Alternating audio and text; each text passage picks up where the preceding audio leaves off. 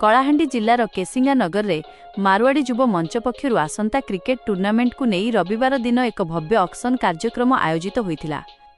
Young blood public school परिसर में होता यह ऑक्शन कार्यक्रम में सहरर क्रिकेट प्रेमी और युव खेलाड़ी मानक मध्य बेस उत्साह देखा मिलता। केसिंगारे प्रथम थर पर रात्रि मैच आयोजन होगाकू जाउथिबारु एहाकू नै सहरवासी आग्रह अधिक रही।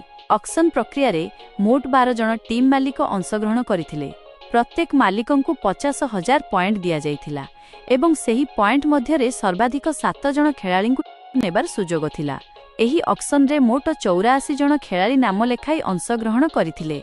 खेलाड़ी मानंकु नै मालिक मानंक मध्यरे हृष्टपुष्ट प्रतिस्पर्धा देखिबाकू मिलिथिला।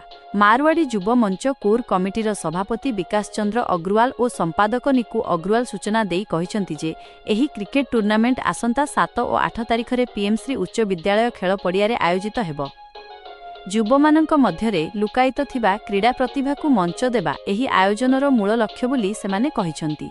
ब्लॉक स्तर आरंभ करी जिला राज्य जातीय और अंतर्जातीय स्तर को पहुंचीबा पई युव खेलाड़ी माने सुजोग पाइबा आवश्यक बोली आयोजक माने मत प्रकाश करिसंति।